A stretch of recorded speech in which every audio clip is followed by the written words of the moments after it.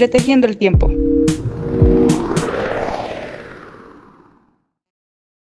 Hola, bienvenidos a este nuevo episodio de Impronta. Entretejiendo el tiempo. Y bueno, como podrán darse cuenta, ya editamos un poco más nuestros audios. Ya tenemos música de fondo, yay.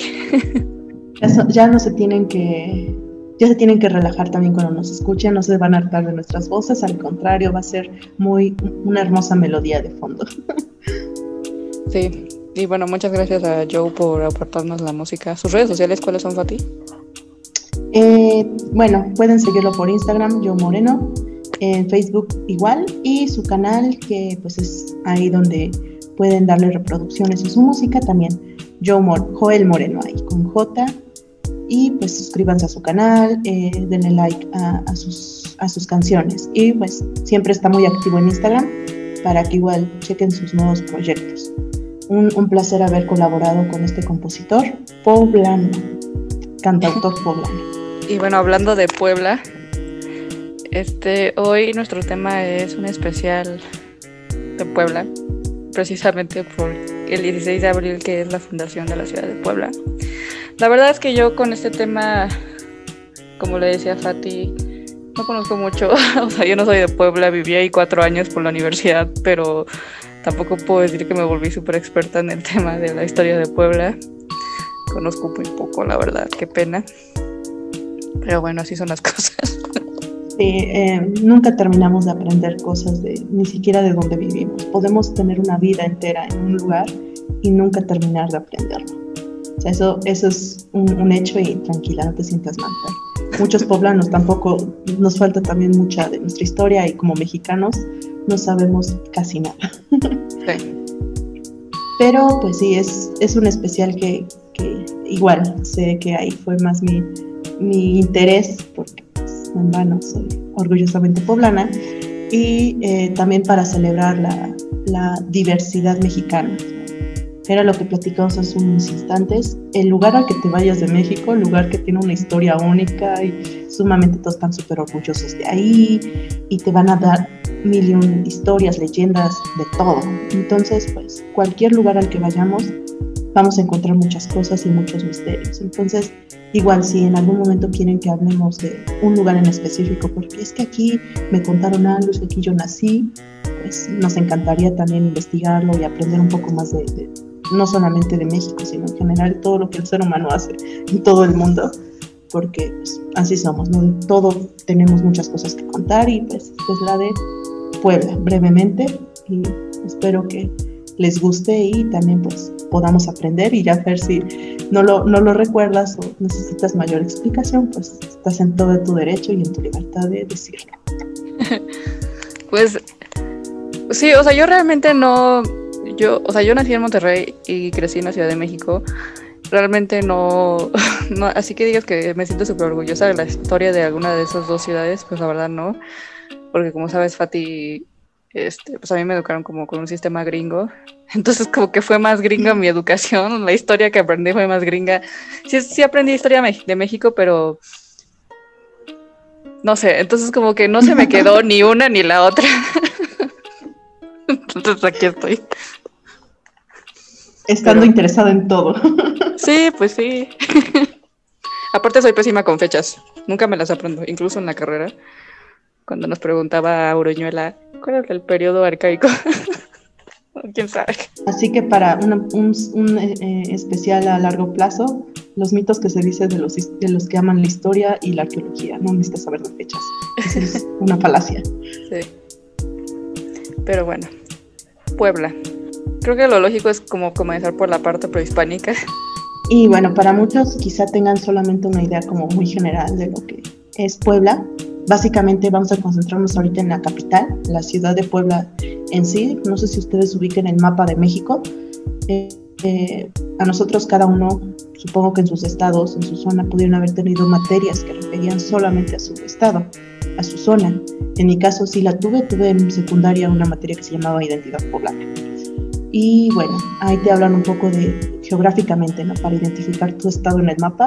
Me acuerdo que no sé si es el triángulo isósceles. Y sí, tiene más o menos una figura, una forma de triangular. Hay otros estados con figuras muy curiosas, como San Luis Potosí, que es un perrito, pero es como detalles así que vas encontrando en el mapa. Y bueno, ya de ahí se van un poquito más hacia el lado occidental, hacia el lado izquierdo de este estado, y es donde van a encontrar la franjita de la capital, la ciudad de Puebla. Entonces, generalmente se ve que Puebla es fundada después de la conquista española, y por lo mismo es que fue una ciudad hecha por y para españoles, o sea, es una ciudad relativamente reciente en comparación de otras poblaciones de Mesoamérica, como pues, la misma Tenochtitlan, Cholula, qué sé yo, Tzintzuntzán, o sea, es muy reciente, o sea, no tiene tantos siglos. Y bueno, de hecho, pues sí, el día de hoy estamos celebrando apenas 490 años de su fundación, o sea, es muy poco, considerando otras ciudades a lo largo de México. Sin embargo, en la época prehispánica, es cierto, no había una ciudad acá, no existía Puebla. ¿Qué había entonces? Pues era una zona sin ciudad y se le conocía como Cuetlaxcuapan. ¿Qué quiere decir? Lugar donde las serpientes cambian de piel. Cuetlax, cambiar de piel, mudarse. Cua es serpiente, ya sabemos, y pan, lugar de. Entonces, Cuetlaxcuapan, lugar donde las serpientes cambian de piel. Y bueno, es más bien una alegoría porque como era tierra de nadie, entre comillas, era un lugar de lucha, de guerras, las conocidas guerras floridas. El Valle de Puebla, que obviamente es geográficamente así se le llaman, tenemos alrededor muchos asentamientos mesoamericanos. Tlaxcala al norte, todos los señoríos tlaxcaltecas, está Cholula al occidente, está Huaquechula, Huejotzingo, que sabemos que pues, todos ellos peleaban y muchos de ellos se volvieron tributarios de los mexicas o de la Triple Alianza. Al sur está Totimehuacán, está Cuautinchan, un poquito más allá Tecali, Tepeaca. Entonces estaba con todas estas poblaciones y dejaron al centro esta zona para que fuera como una tierra de nadie, una tierra de acuerdo mutuo para poder ahí celebrar las guerras y con eso tomar a los cautivos que iban a llevar después a las fiestas, a las ceremonias, a las diversas festividades, y con eso los guerreros, al capturar los cautivos y llevarlos a su ciudad, se volvían en hombres, se volvían en grandes guerreros. Por eso es que lugar donde las serpientes cambian de piel, porque los guerreros se volvían grandes con tener y capturar al enemigo.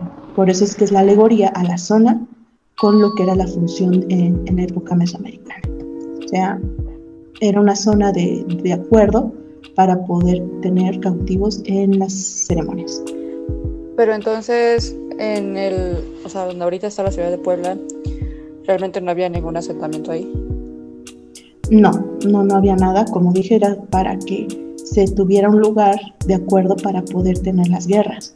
Se puede decir que habían unos pequeños asentamientos cerca, pero está un poco alejado. Hay unos que son incluso muy antiguos, que es Amalucan. Ahí se encuentra una pirámide del periodo formativo, o sea, antes de Cristo. Pero Amalucan realmente está un poco hacia el oriente, al norte, oriente de la ciudad de Puebla. Entonces, en sí, donde ahorita está la ciudad de Puebla, que sería donde está el centro histórico, el Zócalo, el Palacio Municipal, la Catedral, los arcos, o sea, el centro, no había nada. Afuerita, si se van un poco saliendo de la ciudad, como dije, Amalucan, que ya está alejado, ahí ya había algo, pero en sí no había nada acá, justamente porque era un acuerdo para celebrar las guerras. Y entonces, perdón si estoy haciendo preguntas muy estúpidas, pero es que para entender, estos pueblos que dices que estaban a los alrededores, ¿fueron los que después se volvieron los barrios indios de la ciudad? No realmente. Aquí hay que, primero que es un barrio indio y el proceso tras la conquista. Esos sí son como muchos puntos a tratar. No sé por cuál quieres que empezamos, si con la conquista o cuál era la función de estos asentamientos alrededor de lo que es la ciudad de Puebla hoy. Creo que cuál era la función, para entender. como ya sabemos, se van formando muchas poblaciones a lo largo de los territorios. Hay algunas más antiguas que otras. Por ejemplo, Cholula. Cholula es en todo el continente americano la ciudad más longeva de ocupación continua. O sea, lleva 3.000 años siendo ocupada ininterrumpidamente. Entonces, hay otros más jóvenes como los tlaxcaltecas, que surgen por el periodo posclásico con las migraciones de los chichimecas, toltecas chichimecas, que son estos norteños que van bajando y van fundando ciudades. Uno de ellos son los mexicas. Así también uno de ellos eran los tlaxcaltecas y otros más eran los totimehuacanos, que es en la zona de donde soy. Se van hacia el sur de la ciudad y fundan sus ciudades, igual Cuautinchan. De hecho, si ustedes conocen lo de las 12 tribus tolteca chichimeca, perdón, 7 tribus, ahí vienen estos Cuautinchans, totimehuacanos, tlaxcaltecas. Otros más ya estaban, como dije, los cholultecas tienen milenios aquí, y pues cada uno va teniendo sus propias dinámicas. La mayoría peleaban mutuamente hasta que llega la Triple Alianza y a todos somete como tributarios. Y otros más se vuelven una parte de aliados, como los cholultecas. Entonces, pues cada uno tiene sus propias dinámicas, y sí, cuando llega Cortés, muchos de ellos se van a aliar, como los huejotzingas. Los huejotzingas serán de los primeros en aliarse, y posteriormente incluso Cholula, ya sabemos, los tlaxcaltecas. Otros más sienten como la posibilidad de liberarse de ser tributarios, como los totimehuacanos, los cuautinchas, incluso los de Tepeaca. Entonces, todos al final pues van a unirse a los conquistadores españoles, y con eso pues ya sabemos, ¿no? Los 500 años de la caída de México por Tenochtitlan, el próximo 13 de agosto del 2021. Entonces... fueron traidores a la patria. Pues, ¿cuál patria? Y ya con esto, pues ya sabemos, ¿no? Entonces va a cambiar toda la dinámica que existía. Entre ellos, pues sabemos que los tlaxcaltecas eran de las agrupaciones humanas que más sacará beneficios o podrá tener muchos derechos sobre esta nueva forma de vida que va a surgir tras el dominio español. Con esto, lo que pasa es que van a empezar a venir más españoles. Bueno, castellanos, porque España como tal también es un poco anacrónico. Y existen las ciudades, como son Tlaxcala, Cholula, Totimehuacan, Cuautinchan, Tepeaca. Aquí viven obviamente pues, los pobladores nativos. Con tantos españoles llegando es como, ¿qué vamos a hacer? Si los dejamos vivir con ellos, pues puede surgir como problemas, ¿no? No en vano conflictos, desacuerdos.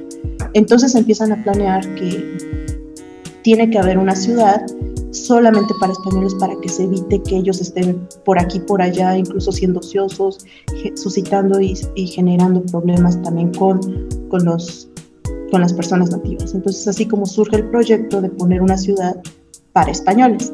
Eso sería básicamente el proyecto de la ciudad de Puebla. Decían, ¿dónde la vamos a poner? Sabemos que existía México Tenochtitlan y la necesitaban como trofeo. Por eso es que no destruyen la ciudad y por eso permanecen ahí, porque les gustó tanto que lo vieron como algo posible de continuar. Y del otro lado tenían a Veracruz, que es un puerto que pues funda también Cortés en 1519. Entonces con eso iban a dar el camino hacia Cuba y ya después hacia España. Sin embargo, es un camino muy, muy largo, y como dijimos, no tiene tantas ciudades en el Inter. Tlaxcala existe arriba, pero sería dar una vuelta. Entonces necesitan una ruta lineal, algo que corte y que les ayude también les ayuda en cuanto a reabastecerse, descansar. Y en medio está Cuetlaxcuapan. Entonces, y como no era de nadie, pues eso también como que genera la oportunidad de decir, ok, vamos aquí a construir algo si nadie la reclama, o más bien a nadie le molestaría formar aquí una ciudad. Si ven algunas fuentes dirán que Cholula tenía mucho de acá, de tierras. A mí se me hace más bien que los cholultecas siempre quieren hacerse ver muy importantes, lo cual es válido, pero no solamente Cholula tenía intereses en la zona de Cuetlaxcuapan. Ya sabemos, Tlaxcala, Totimehuacán, Tepeaca, Cuautinchan, o sea, todos tenían cierto interés en la zona. Sin embargo, con esto se da el acuerdo entre todos estos pueblos o bueno, ciudades, asentamientos nativos, y con el proyecto que viene incluso desde la corona. En Madrid se dice, sí, estamos de acuerdo en que se tiene que hacer una ciudad para estos españoles que no saben dónde vivir y que nada más van a causar problemas, tienen que ubicarse. Y entonces pues se da el lugar adecuado acá. Algunas de las poblaciones alrededor van a dar un poco de su terreno justamente porque era quizá para siembra, quizá para algo ahí que tenían. Sin embargo, pues son tierras que no van a utilizar y dicen, ok, se las damos y ya, nosotros nos quedamos con nuestro propio territorio. El punto también era que los encomenderos no entraran a la ciudad, porque se supone que ya con esto los encomenderos tenían como que sus propias propiedades, sus propios derechos y obligaciones, y ya con eso pues ya no tenían que estar afectando a más. Pues ya con eso la ciudad iba a ser para españoles que vinieran con ideas más de hacer una familia, de ser productivos, no solamente venir aquí de encomenderos. Sin embargo, obviamente, y esa es la gran cosa que se les olvida, esta ciudad, este proyecto no iba a ser hecho solamente por un puñado de personas, sería imposible, o bueno, más bien no sería algo tan rápido. Y es una ciudad que se va construyendo muy rápido. Entonces, lo lógico es saber que pues, muchas de estas construcciones se hicieron tanto por manos españolas como por manos indígenas o manos indias, como quieran llamarlo. No me quiero meter mucho en esto de que no se le debe decir indios, o sea, quizás sí fue un término no bien empleado, pero pues tampoco es malo. Entonces voy a decir indiscriminadamente indios indígenas porque no tiene nada de malo utilizar, pero a ver. Entonces fue la ciudad construida tanto por manos indígenas, manos indias, como por manos españolas, y muchos pues dijeron, pues ya para qué me voy hasta Tlaxcala a dormir si puedo aquí tener mi casita. Y es así como surgen dentro de la ciudad de Puebla, o bueno, a los alrededores los barrios indios, como pues, no sé, el barrio de San Francisco, ¿no? Entonces, sí, Puebla fue un proyecto para españoles, pero no solamente los españoles vivían acá. O sea, muchos barrios indios existen porque, pues en lugar de estar yendo y viniendo a trabajar, pues mejor me quedo aquí cerca, fundo mi barrio y ya con eso.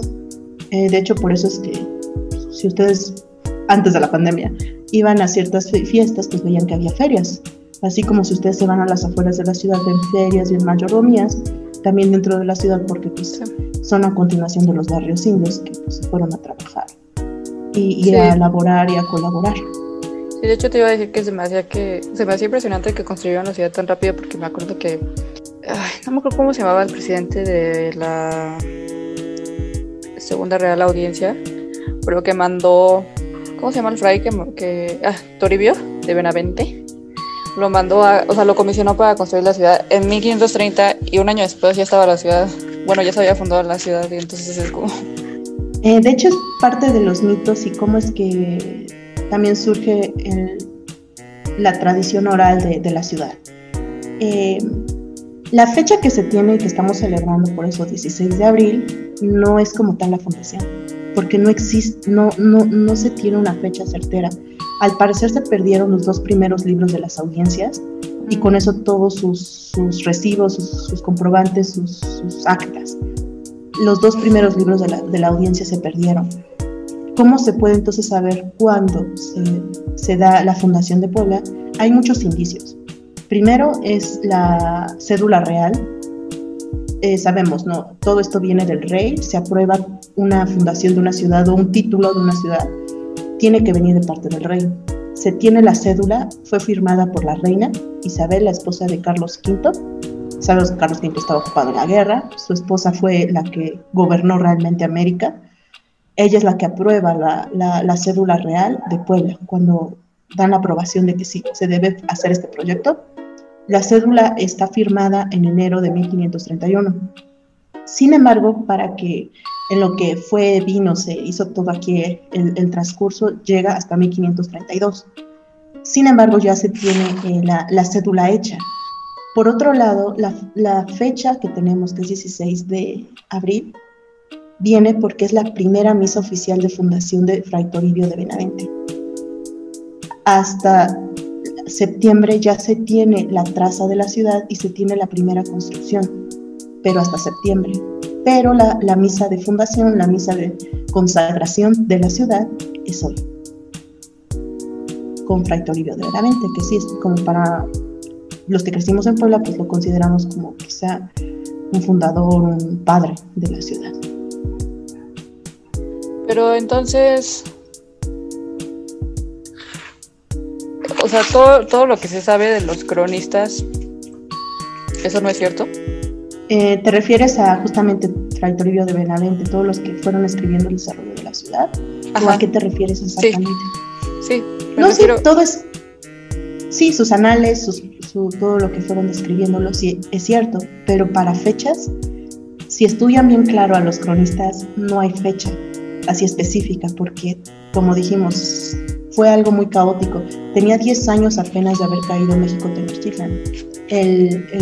La administración de la corona obviamente estaba tratando de sacar adelante las cosas. En la Ciudad de México ya habían habido unos cambios porque obviamente era la capital, pero el fundar una ciudad como tal sí requiere muchos movimientos que sí, en 1531 inician y sí se empieza a notar para septiembre. Pero es difícil dado que en todo este desbarajuste y en todo este caos que puede surgir, sobre todo desde Madrid hasta el continente americano, pues se perdieron algunos detalles. Y también, como dije, no existen los 2 primeros libros de actas de la segunda audiencia. Entonces, ahí tienes como que una laguna, pero que se puede también investigar desde otros puntos. Por eso es que tienes la misa de fundación de Toribio, de Fray Toribio de Benavente, porque él tuvo sus crónicas, pero no se tiene como tal la fecha de fundación como en otros lados, ¿no? Por eso es que se toma 16 de abril como la fundación. Y lo de el mito, no sé si llamarle mito, leyenda de Los Ángeles, ¿eso fue después? Sí, eso fue después de la fundación. Sí, el nombre que se le va a dar durante todo el periodo novohispano y todavía en los primeros años de México independiente era Puebla de Los Ángeles. Ya ahorita es Heroica Puebla de Zaragoza. Sin embargo, Puebla de Los Ángeles viene porque primero la ciudad está consagrada a San Miguel Arcángel. Ya desde ahí, incluso si ustedes van al Zócalo verán que el que está en la fuente es San Miguel Arcángel. Luego, existe la leyenda de que cuando era la catedral, sabemos que no en vano, cualquier construcción es muy complicada, es muy difícil, es una operación muy, muy complicada que requiere recursos y también incluso tecnología, lo que hablábamos en el programa de arquitectura, ¿no? O sea, el hacer grandes proyectos se requiere también un grado de tecnología que se puedan cumplir. Entonces se supone que era primeros periodos, los primeros siglos del periodo novohispano, siglo XVI, siglo XVII, sobre todo el siglo XVI y XVII, la catedral estaba varada, no se podía continuar, era muy grande y resulta que ya estaban las torres, pero las campanas todavía no. Entonces las campanas quedaron abajo y todos intentaban subirlas, pero no se podían subir, eran muy grandes y muy pesadas. Entonces estaban como que todos los albañiles, todos los que estaban ahí, la ciudad estaba muy triste de que no se podía subir la campana, porque pues, sin campanas, ¿cómo va a sonar la catedral? Entonces la leyenda dice que pues los ángeles llegaron y al ver que estaba pues la ciudad triste de que no se podía subir la campana, pues ellos bajaron y la subieron. Ya de un día para otro la campana ya no estaba afuera en el piso, estaba arriba en el campanario y pues nadie supo cómo se logró tal hazaña y pues dijeron pues de ahí surge que pues, los ángeles subieron la campana e incluso en el escudo de la ciudad se ve que están las torres de la catedral y los ángeles a los lados, ya sea custodiando o ya sea recordando esta tradición oral que se tiene. Obviamente es completamente falso, sabemos que la construcción de la catedral está muy bien registrada, pero es parte de cómo se dio, de cómo se va a construir esta enorme catedral. De hecho, por eso surge también la leyenda de que los planos se intercambiaron, que la catedral de Puebla iba a ser para la Ciudad de México y la catedral de la Ciudad de México iba a ser para la Ciudad de Puebla. Es una leyenda muy común. Uh-huh. Y es falso también. Es lo que te iba a preguntar, ¿es cierto? Sí, es falso, porque pues, los planos ni siquiera había planos de la catedral de Puebla. se fue haciendo en tantas etapas.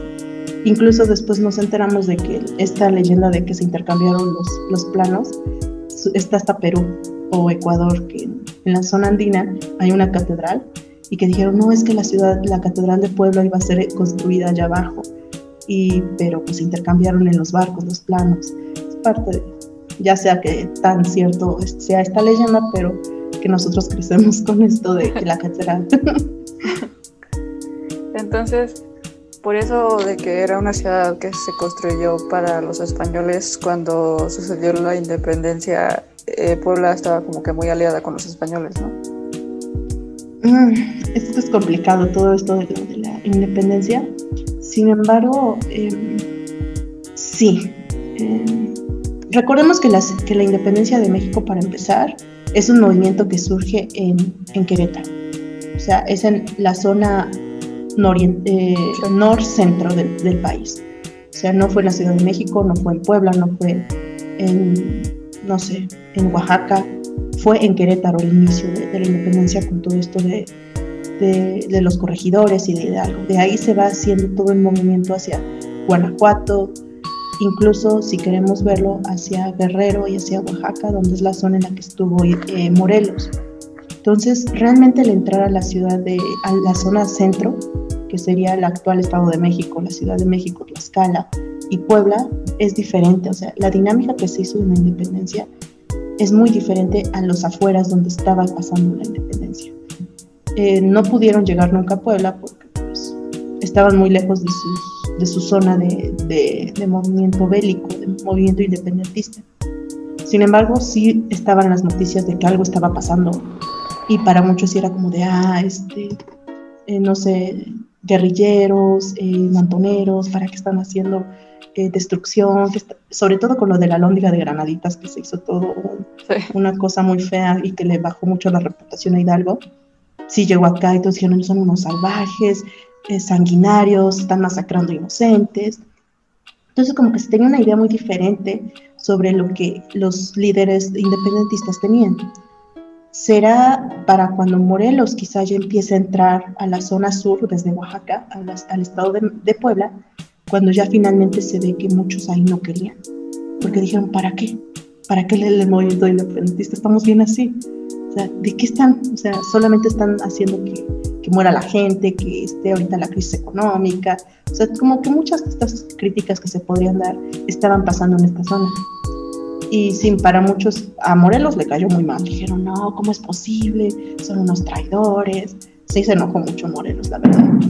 Pero, pues sí, es como, conforme va pasando el movimiento independentista, ya cuando es que Guerrero tiene la batuta y sabemos que realmente estaba a punto de apagarse la flama independentista, es de hecho de Puebla donde surge, ok, hay que acabar esto de una vez por todas. ¿Cómo lo hacemos? Y pues dicen, pues que sea Iturbide, o sea, es un buen guerrero, es un buen capitán, pues hay que traerlo al lado insurgente. Y ya hablan con él y dijo, bueno, suena bien, ya son 10 años de guerra, ya basta de este movimiento que solamente pues, nomás no acaba. Y es ahí cuando pues, le piden que Iturbide vaya a hacer las paces con Guerrero, y ya de ahí surge todo el movimiento de consumación, que es también 27 de septiembre de 2021, 500 años de la consumación de la independencia de México. Híjoles, yo no me acordaba de nada de esto, de las historias, de las clases que me daban en la prepa. Sí me acuerdo que en Puebla había 2 frentes que las autoridades pusieron como para proteger la ciudad. Y luego también me acuerdo que la iglesia en algún momento excomulgó a Hidalgo y a Allende y a Lama por ir en contra del gobierno. Pero eso literalmente es lo único que me acuerdo de mis clases. También intentaron excomulgar a Morelos. Sin embargo, créeme, yo tampoco me acuerdo. Yo detestaba el periodo independiente de México. Mi favorito era el prehispánico, el mesoamericano. No entendía nada de la independencia. Es hasta ahorita con la maestría que medio estoy recordando, ahora sí entendiendo muchas cosas. Pero sí, sobre el proceso inquisitorial de excomulgación de Hidalgo, sí surge, pero nunca termina llevándose, o sea, nunca se consuma. Entonces, al final, no sé, es también una parte de estos mitos que se da por aceptado de que sí fue excomulgado Hidalgo, no. o sea, sí se intentó y sí se empezó, pero con tanto movimiento de la independencia no se llegó a consumir, no se finalizó y al final pues si no se finaliza, no se excomulga Hidalgo. Sí se hizo, sí se empezó, pero no se pudo terminar el proceso de excomulgación. ¿Y qué pasó en Puebla después de la independencia? Pues, de hecho ahí es cuando inicia la época triste de Puebla. ¿En serio? Yo pensé que se volvió como un centro cultural súper importante. No, para nada. Durante la época virreinal, Puebla de hecho se vuelve la segunda ciudad más importante de México, incluso a veces un poco más rica que la misma capital, porque justamente era una ciudad de paso, como hablamos, este proyecto de fundación de que iba a ser de paso entre la capital y el puerto de Veracruz, eso le dejó mucha riqueza a Puebla, sobre todo porque sabemos, ¿no? La Talavera, que también es con inspiración de las Filipinas y de todo el mundo oriental, está aquí en Puebla, y era muy rica, por eso es que también, ¿para qué la independencia? O sea, si estamos bien. Sin embargo, después va a surgir otro mundo con el México independiente. Se va a empezar a también activar la zona, el norte. El norte económicamente es cuando empieza a funcionar. Antes no se consideraba el norte tanto, era como de, sí, el norte, bye. Y por eso es que Puebla era económicamente muy fuerte, sobre todo en sus campos de trigo, de azúcar. Después muchos de los cultivos que tenía Puebla se van a llevar al norte y con mayor efectividad. Hasta la fecha el norte es también donde se siembran muchos de nuestros alimentos en el país. Con esto Puebla entonces empieza como que a perder economía y también con lo de las guerras, 10 años de guerra no son fáciles. En cualquiera que hubo guerra se darán cuenta que esto genera epidemias, enfermedades. Los muertos en las calles, todo esto empezó a hacer que la ciudad se volviera una fuente de enfermedad. No se limpiaban también las calles, también hubo problemas con el río, no estaba bien el drenaje, o bueno, empezó a haber mucha población y el drenaje ya no era tan bueno. Entonces el pueblo empieza como a estancarse. Entre que México decide mandar muchos de sus actividades económicas que antes tenía solo Puebla a otros estados, eso le va a empezar a cobrar caro a Puebla para que sea una potencia económica. Actualmente Puebla es la cuarta ciudad más importante del país, cuando en la época virreinal fue la segunda. Entonces, cuando sucedió lo de la intervención francesa, ¿Puebla seguía como en este estado o ya...? Digamos que sería como que ya no es tan relevante como lo fue antes, ya no es la segunda ciudad o incluso más rica que la capital, pero pues obviamente la gente siguió luchando para mantener su nivel de vida. Igual recordemos que Puebla también ha recibido a muchos migrantes y eso también le ha dado a Puebla un motor económico fuerte. Han habido talibanes y sirios, libaneses, de Líbano, de Siria, sí. De toda esta zona de Medio Oriente muchos han llegado y eso le han impregnado ellos son comerciantes. Para cuando es lo de la invasión francesa es otra cosa que ahí no me gusta aceptar, pero ahí sí Puebla sería el traidor, cosa que no se le cobra tanto históricamente ya a los tlaxcaltecas, cuando pues ni siquiera México existía. Puebla sí fue traidora en la época de la invasión francesa. Incluso, te digo, el título que tenemos actualmente es Heroica Puebla de Zaragoza. Y Zaragoza casi nos maldijo, porque no le gustó que Puebla le abriera las puertas a los franceses. Mientras ellos estaban peleando en el fuerte de Loreto y Guadalupe, como nos dice ese 5 de mayo de 1862, los poblanos era de, franceses, éntrenle, gracias, pasen, por favor. Sí, eso es la realidad, y Zaragoza estaba muy enojado. No me acuerdo exactamente sus palabras, pero era como de traidores poblanos, nosotros aquí peleando por toda la nación y ustedes alimentando al enemigo, cosas así dijo. O sea, sí fue muy duro con su expresión, pero sí me lo imagino, es como de, oye, aquí estamos nosotros peleando en la batalla de Puebla y ustedes aquí como si nada, porque pues sí, o sea, Puebla siempre como que tuvo a diferencia de la Ciudad de México e incluso el resto en ese momento el país irrelevante, Veracruz, Oaxaca, sobre todo, Querétaro, Guanajuato, Puebla como que decía, no, eso está chido, los franceses podrían pues, sernos de ayuda, podrían pues, aportar. Como dije, Puebla también se forja con muchos migrantes. Entonces, Puebla ha pensado de distinta manera en ocasiones, y en la invasión francesa ellos vieron adecuado que los franceses estuvieran haciéndolo, dado que, pues, si recordamos, México estaba pasando por periodos constantes de guerra en el siglo XIX, las guerras de Reforma, que fue justamente la década anterior, o más bien en breve también iba a pasar. Para muchos dirían, pues si ellos nos van a ayudar, pues ¿por qué nosotros seguimos peleando si con ellos podemos resolverlo, ¿no? No es por justificar a esos poblanos que nada yo tengo que ver con ellos, pero pues también, o sea, es muchos intereses, y pues la historia oficial nos dice valientes guerreros en la batalla de Puebla, Zaragoza, comandando a las fuerzas mexicanas, y no, Zaragoza estaba en su casita en ese momento. El que combatió al frente y llevó la victoria fue de hecho Porfirio Díaz. Sí. Él en ese momento era general.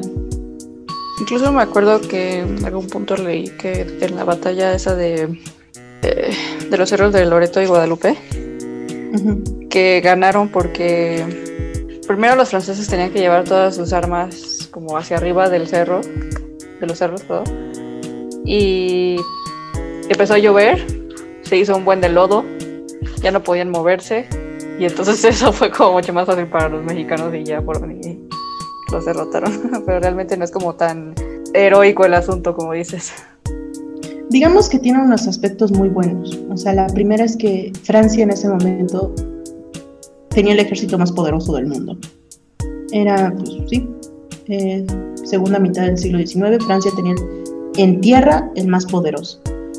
¿Y cómo es posible de que perdieran una batalla ante, pues, México, una nación muy joven y que ni tenía ni siquiera estabilidad interna? También algo que es relevante y que por eso es que se le enaltece mucho esta batalla es que, de hecho, y dentro de Puebla existe el municipio de Zacapuaxtla.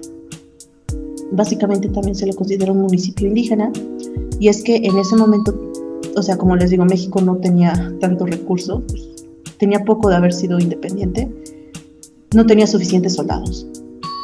Pues en ese momento llegan estas personas de la Sierra Norte de Puebla a apoyar al ejército mexicano.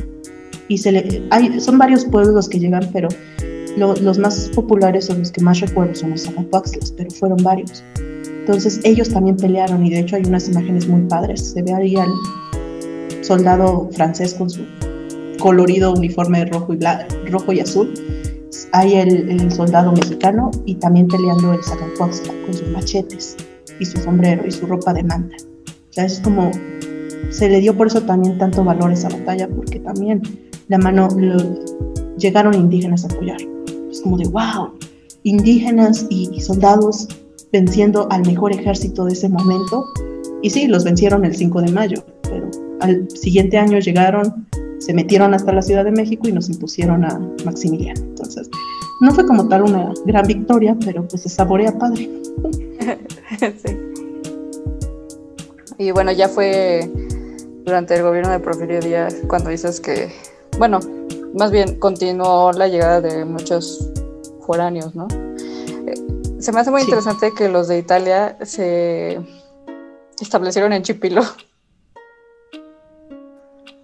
Sí, recordemos que cuando está el periodo del Porfiriato, Porfirio Díaz estaba como que muy obsesionado con que hay que ser como Europa, lo francés es lo mejor, y lo demás no. Si no eres como Francia, eres un salvaje, y tú tienes que copiar a Francia, o en general a cualquier europeo. Entonces lo que él dijo fue de, ¿cómo vamos a educar a los mexicanos? Pues trayendo europeos para que se casen con los mexicanos y haga un blanqueamiento de sangre. Así pensaban en ese momento, y esto va de acuerdo con lo que ya hemos dicho en otros programas. El siglo XIX, con su manera de ver la civilización, viene aunado a esto. O sea, todo el mundo estaba intentando pensar como el siglo XIX, progreso, Europa es lo mejor. Entonces, va de acuerdo a la época. Tampoco satanizan tanto a Porfirio Díaz, todos pensaban así igual. Entonces dijo, vamos a traer a estos europeos a que se casen con mexicanos. Y pues trajo a unos italianos de la zona de... olvidé el nombre, de la zona de Italia en la que los trajeron. Se vinieron a instalar aquí en Chipilo, que está cerca de... Bueno, cerca de Cholula relativamente, en el estado de Puebla. Y dijo, perfecto, ya con eso se van a casar con los mexicanos. Lo que no sabía Porfirio Díaz, y como pues no era antropólogo y nadie le dijo, es que estos italianos son endógamos. Entonces nunca se iban a casar con un mexicano. Ellos, endogamia se refiere a que te casas con los individuos de tu propio grupo social. O sea, no te vas a casar con alguien que esté fuera de esa comunidad. Entonces los chipileños solo se casan con chipileños. Obviamente al final el plan de... Y así pasó con otros, con otras comunidades. Me acuerdo de estos que viven en Chihuahua, que son sumamente güeros. Son de estos mismos proyectos de blanquear a los mexicanos y son endógamos estas poblaciones. Y pues nunca quisieron como mezclarse, válgase el término, o sea, nunca se quisieron casar con alguien fuera de su comunidad. Y hasta la fecha pues conocemos aquí en Puebla a los chipileños, porque hacen un excelente queso. Y sí, se reconocen porque están sumamente rubios. Y bueno, algunos conservan un poco de sus apellidos italianos y también la lengua con la que llegaron de Italia. En Italia se extinguió esa lengua, pero aquí siguen hablando. El dialecto veneto, ¿no? Algo así. Ajá, exacto. El veneto lo siguen hablando aquí en Chipilo, o hasta hace unas pocas décadas salieron de la zona del Veneto en Italia. Y sí, aquí se instalaron, se llama Chipilo, y ellos siguen hablando esta lengua que ya no existe en Italia. También hay una colonia alemana, ¿no? Sí, como dije, también tiene hay mucha población libanesa, árabes se les llama muchas veces. Sí llegaron acá, estas comunidades libanesas de hecho son muy fuertes. Se les conocía como comerciantes. De hecho el comediante, no sé si lo conociste, Fer, Capulina, es de aquí, de Puebla. Su papá era de esta zona, que migró, era comerciante, no hablaba español, o más bien aprendió a hablar español, y ya su hijo Capulina, pues ya sabemos que se volvió un comediante del siglo pasado. Sí. Y bueno, en cuanto a la Revolución Mexicana en Puebla, lo único que yo conozco es lo de los hermanos Cerdán. Efectivamente. Técnicamente con ellos empezó la revolución, ¿no? 2 días antes del 20 de noviembre, porque pues llegaron como a catear su casa en Puebla, ¿no? Creo que mataron a uno de ellos, a Carmen Cerdán la arrestaron, y ahí fue cuando comenzó todo. Como dije, es parte de la historia oficial que trata de tomar lo mejor de las circunstancias y glorificarlas para que pues, tengan un poco de sentido, de valor, ¿no? Sí, la actuación que tiene Puebla ante la independencia es como de traidora, ciertamente, si se le quiere ver como Morelos lo dijo, pero para la Revolución Mexicana es completamente lo contrario. O más o menos, porque sí, con el llamado de Francisco y Madero, la familia Cerdán va a responder, va a decir, tienes razón, necesitamos las elecciones, hay que quitar el mal gobierno, como quieras llamarlo, y empiezan también a tener como ideas y conspiraciones. Los descubren y pues la familia empieza a defenderse sola. De hecho, actualmente aquí en Puebla existe el Museo Casa de los Hermanos Cerdán y conserva los hoyitos en la pared que son de los disparos que la policía, que el ejército mexicano en ese momento acudió a la casa de los hermanos Cerdán. Eran 3 hermanos, Máximo, Aquiles y Carmen. ¿No había una Natalia también? Creo que sí, sé que hay un cuarto, pero siempre recordamos mucho ellos 3, sobre todo porque creo que una de ellas no estaba en la casa en ese momento.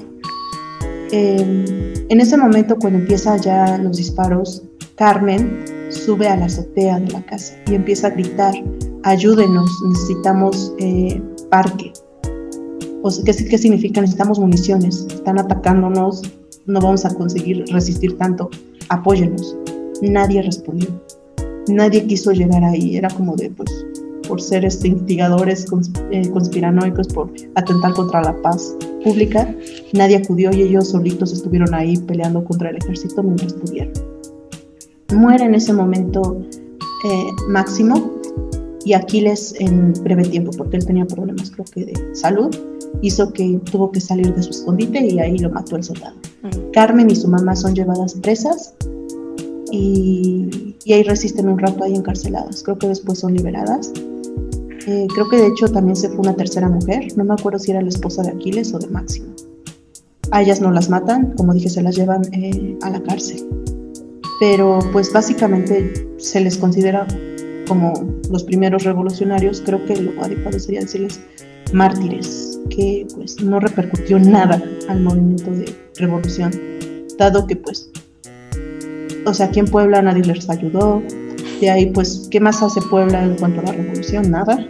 Es como de pues, nada más hay unos loquitos que estaban ahí gritando y que llegó la tira y los bombardeó de balas. O sea, es como de pobre gente, ¿no? Y nadie los ayudó. Ya después Francisco I. Madero en estos movimientos va como a reconocer este gesto que tuvieron los hermanos. Se le va a reconocer a Aquiles como un gran mártir de la revolución. Pero sí, realmente fue muy triste cómo es que a los hermanos se van. Pues, nomás ahí estuvieron y ahí quedó. Bueno, es que también recuerdo cuando estaba trabajando en el Archivo General de Puebla, del Estado de Puebla, la directora me puso un día como que a investigar unos documentos porque iban a hacer una exposición sobre Carmen Cerdán. La verdad es que no me acuerdo muy bien qué fue todo lo que leí, pero sí me acuerdo que hablaban algunos documentos sobre este partido que fundó, creo que fue Aquiles, con Francisco I. Madero. ¿Cómo se llamaba? Partido Nacional Antireeleccionista, creo que se llamaba. Obviamente se ponían pues al régimen de Porfirio Díaz. Y me acuerdo que estos documentos hablaban sobre cómo Carmen Cerdán estaba como que involucrada en todo este tipo de movimiento. En algún punto también se hablaba sobre otras mujeres que se unieron. Por eso también me pongo a pensar, pues qué mala onda que no los ayudaron cuando estaban balaceándolos, porque pues de que, o sea, no eran los únicos, sí había otras personas que estaban apoyando esta causa, pero a la mera hora nadie los ayudó. Efectivamente, sí, había como estos grupos intelectuales como lo fue cuando la independencia de México, pero al final pues a los Cerdán los descubren, intentan pues confrontar las consecuencias, pero sí, los demás pues, calladitos, nadie quiso llegar. Y pues sí, no repercutió en más cosas, o sea, cómo es que una familia en su casa va a poder contra la fuerza pública, ¿no? Entonces, pues sí, o sea, sí eran grandes intelectuales, tenían ideas muy interesantes que pues, no en vano, por eso después Madero los va a reconocer, pero pues realmente en su momento pues, Aquiles murió ahí en su casa y también Máximo. Y mientras Carmen y su madre y su cuñada en la cárcel. ¿Murieron en la cárcel? No, después van a liberarlas, pero pues es como de duda, sí. Porque la justicia o no sé. Pero bueno, ya pasando un poco más como a un contexto contemporáneo. Como a la hora que estábamos hablando sobre esta escaleta, Fátima y yo, que estábamos armándola, estábamos pensando, sería bueno hablar sobre cómo algunas personas ven a Puebla, especialmente los foráneos. Obviamente bueno, no sé si todo el mundo, pero mucha gente está familiarizado con el término de pipope. Yo no lo conocía, honestamente yo no lo conocía hasta que llegué a Puebla.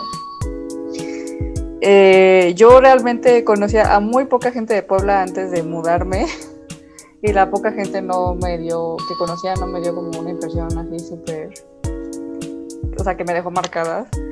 Pero sí, cuando llegué a Puebla sí noté una diferencia muy grande entre los poblanos y los chilangos. Y yo vengo de un contexto que mucha gente puede considerar que es fresa, pero allá es otro nivel. Bueno, por lo menos fue lo que yo me di cuenta. ¿Podrías hablar más sobre estas diferencias entre un chilango y entre un pipope?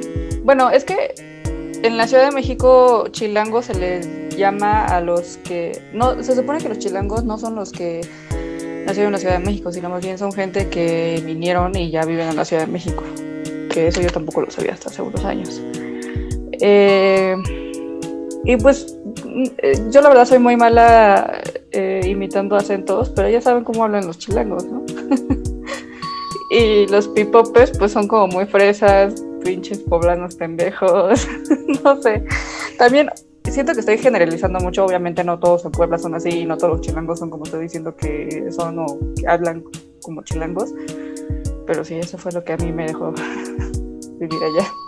¿Y qué es, después de vivir 4 años aquí, con qué te quedaste o qué aprendiste o no sé, qué le has dicho de regreso a la Ciudad de México sobre Puebla?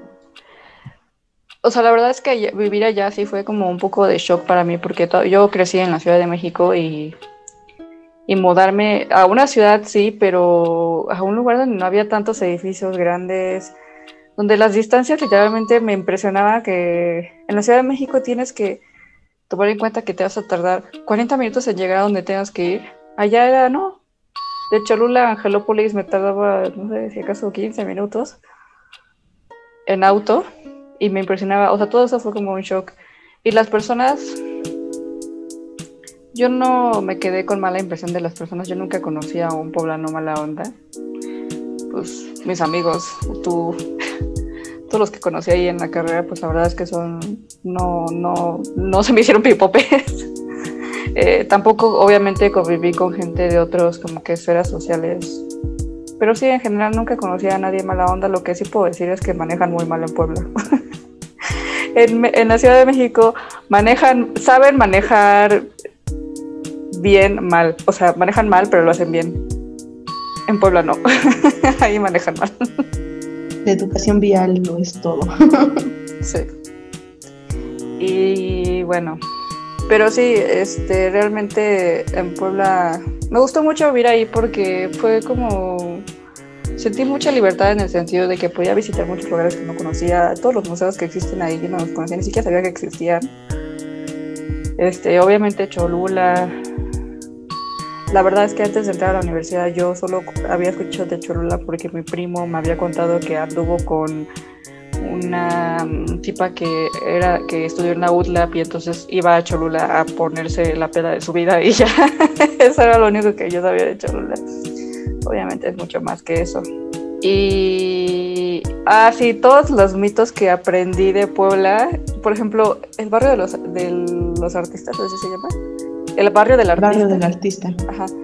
En algún punto escuché que era como un lugar donde estaban las prostitutas. No sé si eso sí es cierto. No, al menos actualmente no. Es eso, barrio del artista. Se va a comprar. ¿Qué otro mito escuché? La casa de Alfeñique, que según fue una casa construida por un güey, una casa construida de dulce por un güey porque la tipa del que estaba enamorado le dijo que le construyera una casa de dulce. Eso es cierto. Bueno, supongo que no es cierto, pero sí es. Existe la leyenda, sí, la casa del Alfeñique. Ajá. Un museo hermoso. También la casa de los enanos. Me acuerdo que cuando escuché eso dije, ¿qué onda? ¿Qué es? ¿Qué va la otra cosa? El mito de la China poblana. Me impresiona porque en la Ciudad de México muchos pues están acostumbrados como en las fiestas patrias a vestirse como China poblana, pero realmente no saben de dónde viene este mito. Y se supone que era una hija de un rey, creo que mongol, que la raptaron y pues la pasaron por muchas partes del mundo, incluyendo las Filipinas, y en algún punto la enviaron a la Nueva España y pasó por Puebla. En Puebla la compró una familia española y como que les llamó la atención la forma en la que se vestía y el hecho de que tenía como que listones de diferentes colores en sus trenzas. Entonces varios indígenas empezaron como que a imitarla, ¿no? Imitar cómo se peinaba, imitar cómo se vestía, y ya pues, se volvió una moda. No sé si sea cierto o no. Hay muchas leyendas sobre la China poblana, pero justamente se le llama China porque venía del mundo oriental, Filipinas. Uh-huh. Y sí, se considera que fue ahí como toda una aventura que tenía antes y llegó acá y pudo trascender de otras maneras. Incluso dependiendo la versión, pues sí que llegó a hacer más cosas, ¿no? Fue toda una señora del hogar que pudo hacer otros tipos de negocios y se volvió por eso más famosa, pero sí que impuso la moda de la falda también. Sí, también. Y bueno, obviamente la comida de Puebla pues es otro rollo. Ahí sí, entre la comida de la Ciudad de México y la de Puebla, híjoles, ahí se la llevan, ¿eh? Pero el mole poblano. No sé la verdad a qué te refieres con que ahí se la llevan, porque si solamente la Ciudad de México tiene un taco, pues creo que Puebla gana. Ay, no, tiene más que solo un taco. Están las quesadillas, las gorditas. Todo eso lo puedes encontrar en Puebla y además Puebla te da chalupas. Ah, bueno, sí es cierto, las chalupas ya no me acordaba. Muy buena. Y el chile poblano, que es para mí el mejor que puede, la mejor carta de presentación de la gastronomía poblana. Pero está el mole poblano también. Sí, también. Y todos los dulces. ¿Cómo cuáles? La tortita de Santa Clara, los camotes, que son los más conocidos de Puebla, cocadas, cremitas. ¿A poco las cocadas son de Puebla? Pues hasta donde sé, sí. La tortita de Santa Clara Blanquetas. son como esas galletas que tienen algo blanco adentro. Uh-huh. Sí, y alrededor está bonito con galleta. Ah, sí, esas son muy buenas. Lo que tiene adentro es una cremita dulce de pepita. Ah, ok.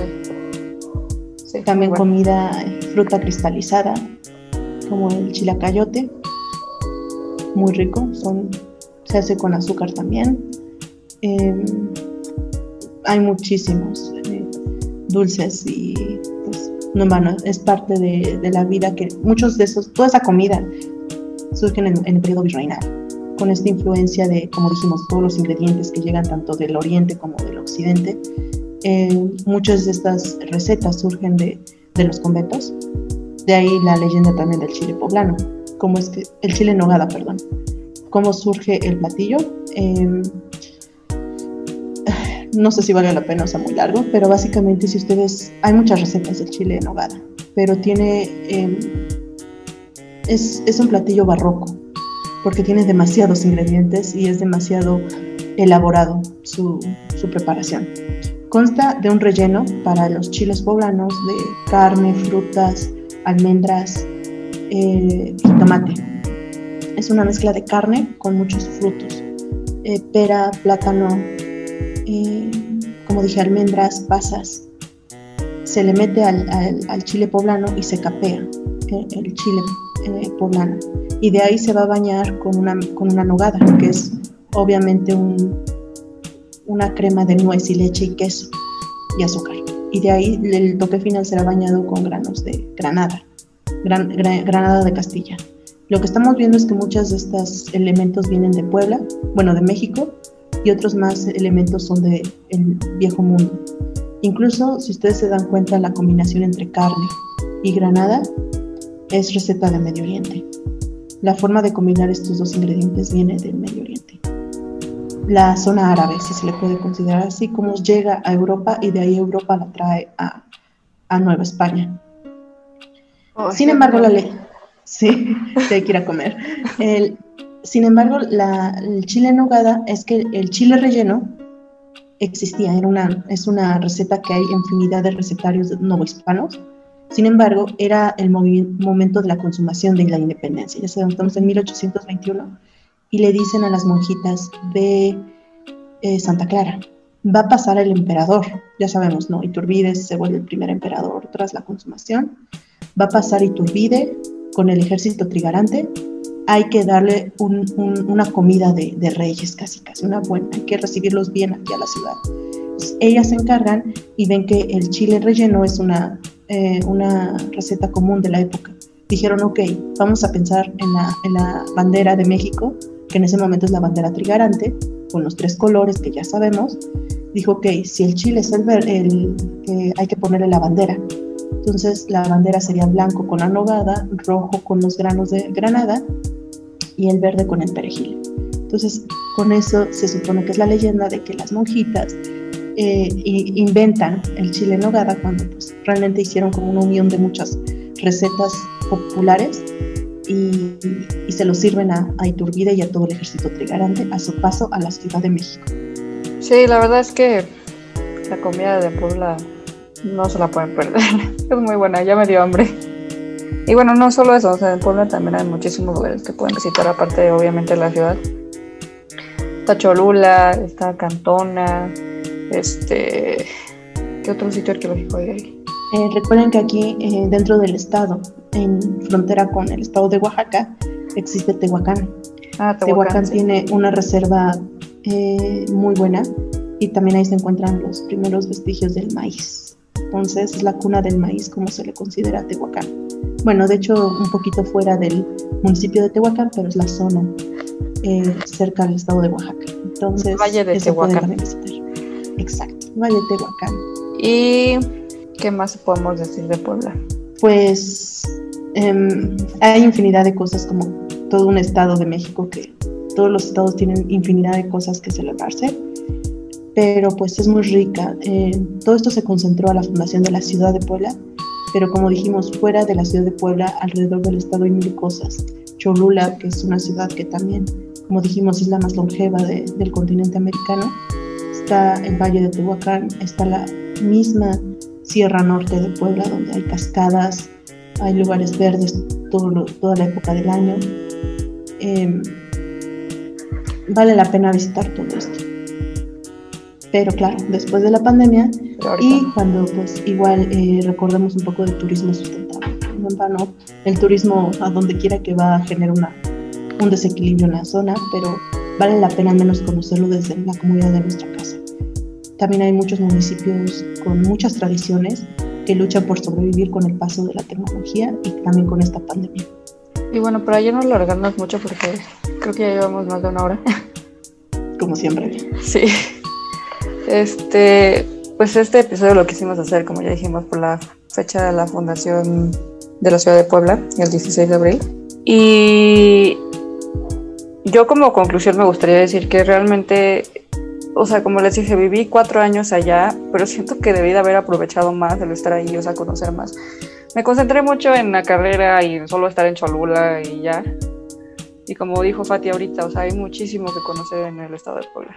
No solo la ciudad. La ciudad hay mucho que conocer de por sí, pero luego te sales de la ciudad y hay muchísimo más. Entonces sí, cuando se acabe la pandemia vayan, visiten Puebla. Y yo como pueblana también tengo que decirlo. Créeme, yo también llevo aquí mi vida y me siento orgullosa. No conozco todo mi estado. Es muy grande en su diversidad para que yo tampoco haya conocido todo. Entonces, muchos poblanos hemos pecado en ignorar y no visitar y apreciar todo el estado, pero como todo mexicano, tenemos un universo dentro de nuestro país. Sí. Entonces, pues sí, tenemos internet, es la ventaja, y si tengamos la posibilidad cuando se recupere el mundo, salir y de el clásico pueblo mágico del que todos hablan, ¿no? Hay en todos lados. Sí. Esto fue Impronta. Entretejiendo el tiempo, especial Puebla.